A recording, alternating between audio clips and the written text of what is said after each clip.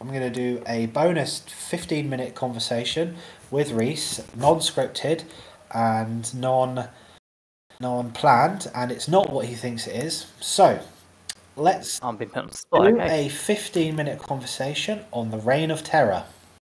Oh, fucking hell. Okay. What did you think about WWE during this time when you had Triple H champion for 4 years straight and every single Raw was a 20-minute opening monologue of him?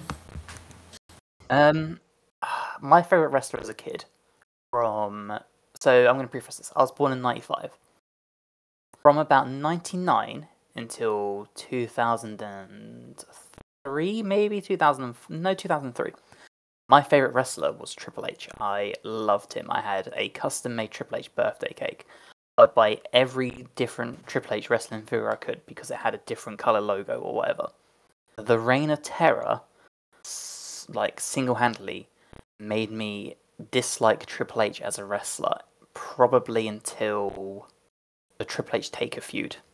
Okay. So why do you think WWE did this? Because they had a roster. They had a really strong roster at this point in time. Why did they have the title on him for that long? I've got it here somewhere that apart from a 28-day break with Shawn Michaels, a 40-day break with Goldberg, he holds the title from 2003 right the way to 2005. Honestly, I don't know, because if you look at SmackDown, during this period where you had fucking awesome. Yeah, where you had Heyman's, like, what was it, Heyman's Core 6 or Core 5, whatever it was. And in the main event scene, you, obviously once we get through the horrible period of having, like, Hogan and Taker and Triple H with the Undisputed title, you then had Taker, Angle, Big Show, Lesnar, all in the main event scene, all, like, passing the belt between them. Not only that, you were also building new stars, like Angle had Team Angle. Brock was a huge main eventer. Whereas on Raw, you had Triple H with Ric Flair. Everyone knows Ric Flair. He doesn't really need that push. And it took a while for Orton to get built up into a star, and then Triple H killed him. It wasn't until, like, Batista killed the Reign of Terror that Batista became a star. Man, it's just a hard watch. People forget that, he was handed the World Championship. Yeah, and, like, he killed Bischoff just gave it to him out of a suitcase. Yeah, like, he killed Booker T with that WrestleMania. I think that's one of WWE's most shameful moments in time, and I believe I have got it here. Hang on, I'm looking at it. I believe, Paul Levesque has actually apologised about that, for being involved in that. Like, yeah, that entire feud was awful. The wrong person won. The ending of the match was awful. And then you skip ahead, we get Benoit win it for, like, 3 months. Now, granted, he didn't do much with it, but it was still better than Triple H, in my opinion. Shawn Michaels is my favourite wrestler of all time. Benoit actually held it from WrestleMania to SummerSlam. One of the frustrating things about it is that he defends it 4 pay-per-views in a row against Triple H. And, like, I love Shawn Michaels. Shawn Michaels is my favourite wrestler of all time. He held the belt for a month during the Reign of Terror. Triple H killed Goldberg. Like, the Steiner feud, fucking hell. He also he caused the unmasking of Kane, which is always controversial with wrestling fans. They really upset a lot of wrestling fans with the way RVD was treated, because in 2002, RVD was up there. Oh, dude, I loved RVD. RVD and Jeff Hardy's feud for the hardcore title during the Invasion is probably my favourite part of the Invasion of everything. They basically used the Reign of Terror to crush every WCW person that came across. As you said, it ruined Randy Orton. It took Randy Orton years to recover from that, like years. It took him from Evolution to Legacy to recover. I don't know. I think going over to SmackDown, I think the Taker feud is what really helped Orton. Fair enough. I mean, in terms of World Championships, he held it at one time, and then he didn't hold it again for like 8 years, I think, 7 years. Yeah, and then he ended up in a feud with Scott Steiner. I think it was because of Stacy Keibler. Don't even talk about Scott Steiner's WWE run. You can put that into the Reign of Terror as well. Triple H made Scott Steiner look weak. I mean, Scott Steiner couldn't wrestle at this point either, though, because of all the injuries he had at that time. I know, but and still, those two Big matches, Papa Pump was WCW's one of their hugest stars. They could have at least done something, you know. Towards the end of WCW, he was the top main event heel. He was the big heel, and Booker T was the top face. And both those dudes were squashed by Triple H during the Reign of Terror. Oh yeah, like it was. We had hope with Goldberg. Again, I'm not a big Goldberg fan. Do you remember SummerSlam where is it SummerSlam in the Elimination Chamber? He punches out the pod. Into the chamber. Punches the pod out, doesn't he? And he's kicking the shit out of him, and then Ric Flair. Yeah, they have Goldberg gets every elimination in that match, if I remember correctly. So he beats the whole roster, and then still loses to Triple H. It doesn't make Triple H look strong. I think the most infamous part of the entire Reign of Terror is the biker shorts. Yes. I don't know, those little purple shorts as well come to mind. And what happened to his muscle mass? Yeah, man, that whole reign is just... It's painful. Absolutely painful. It's like the opposite of what they've done with the Bloodline. Evolution were great, you know, in a way. What was going on in the background with Evolution was great. And the way Evolution imploded was fantastic as well. But it just, every Monday Raw, it'd open up with, the game, and never play it. 20 minutes of that, and then you'd get, I'm back, and I'm better than ever. You'd have 10 minutes of him. And the crowd would be dead. SmackDown would be amazing. You know what? Our next predictions video. This should be a big predictions for SummerSlam. Let's do a wager, whoever gets the most right. The loser has to watch 2 hours straight of Triple H Reign of Terror opening promos. And we'll record it for the podcast. But what do you think? 2 hours of Triple H Reign of Terror promos. Yeah, I agree. 2 hours of that. And the winner gets bragging. The winner just gets bragging rights because the winner gets the mental stability of not having to sit through it. Yeah, the winner gets to check up on the loser the next day. Because you know what's really great? You know Triple H, he went away for a while, and then he won the WWE Championship a few times, and he was actually really good in that. That whole program where he won it, and then he was. Do you remember when he had to face Umaga and Batista? Was it Umaga and Randy Orton in the same night? That was all really good. And then he went over to SmackDown, and he was in the feuds with like Edge and Hardy and Kozlov, and I still didn't care about him. Vladimir Kozlov. Oh. I think the Reign of Terror was a big detriment to not only the company as a whole, but also to Triple H, because not many people will say it, but Triple H during this period had go away heat with me. He did. He had go away heat. He had a dad bod like I do. He also, it's narcissism in a way, because whatever people say, oh, it wasn't like that. This was at the point in time where he was getting serious with Stephanie. Yeah. I think they got married during this era, and everybody has to remember that they didn't get married at a drive-thru in Las Vegas. That was a promo. It was. They did get married later on. And get her married. They did get married later on, and it's almost like the boss's baby girl was just the boss's. Oh, sorry, let's get this right. Stephanie's husband was just left to run the show. That's what I'm trying to say. Yep. No, I totally agree. And the problem is, I think after a while they realised that this shit was getting stale, because then they tried to do some really nasty stuff, like Katie Vick. I knew you were going to say Katie Vick.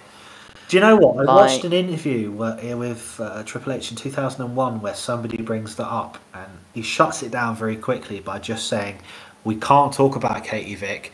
The company's lawyers don't allow it." Right?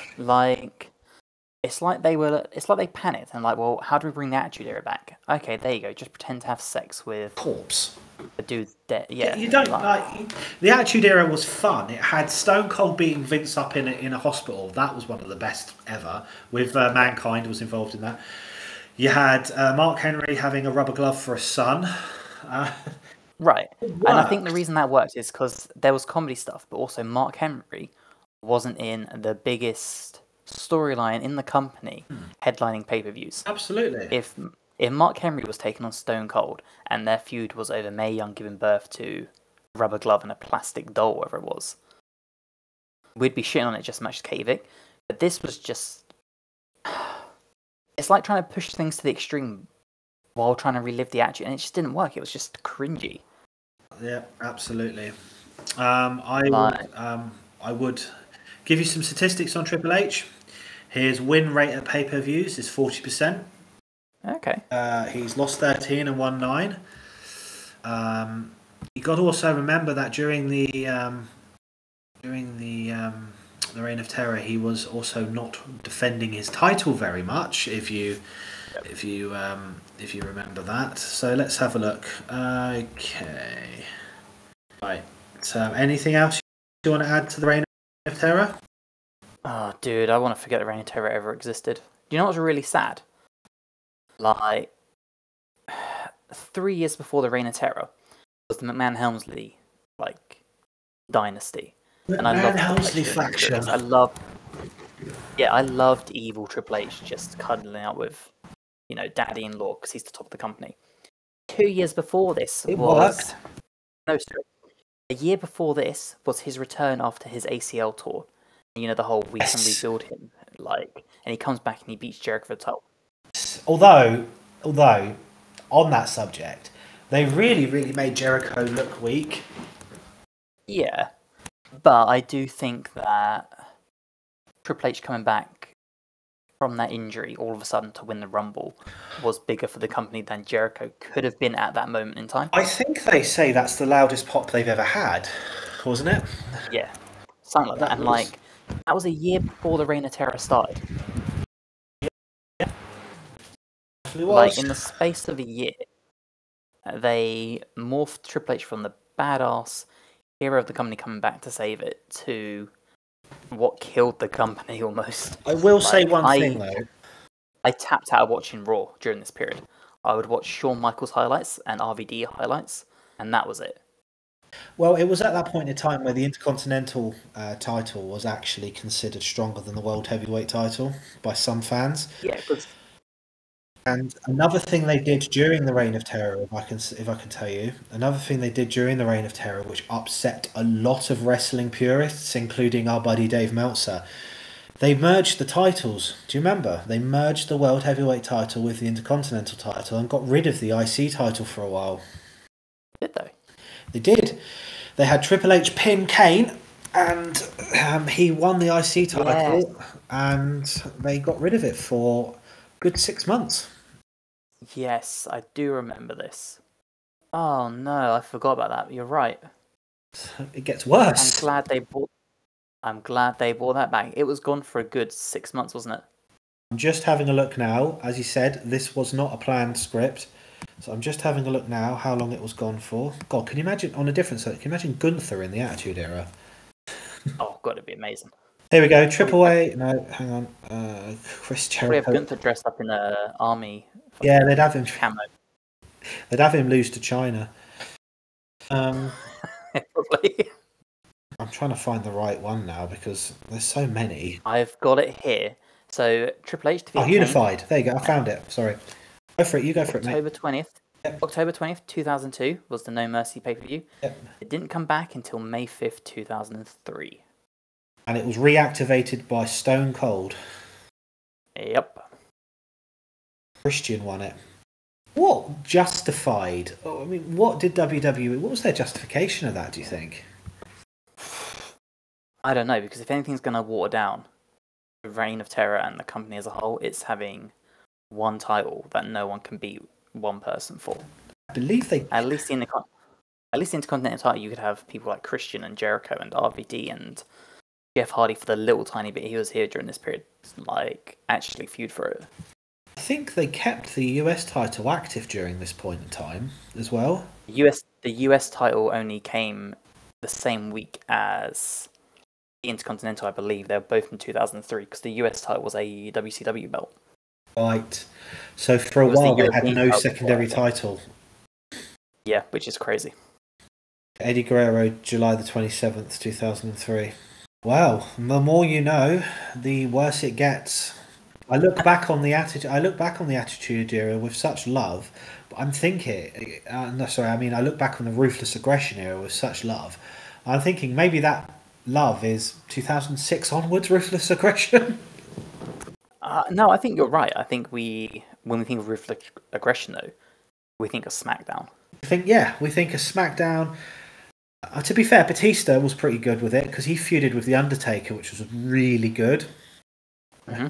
Yeah, you think of SmackDown because when I think Ruthless Aggression, I'm thinking Kurt Angle as GM, the cowardly GM, Paul Heyman as GM, Stephanie McMahon leaning over to the camera. You think of all Edge the great and Guerrero stuff. having that feud. Yeah. And then you had Team Angle, you had Brock Lesnar and Angle, yeah. Wow.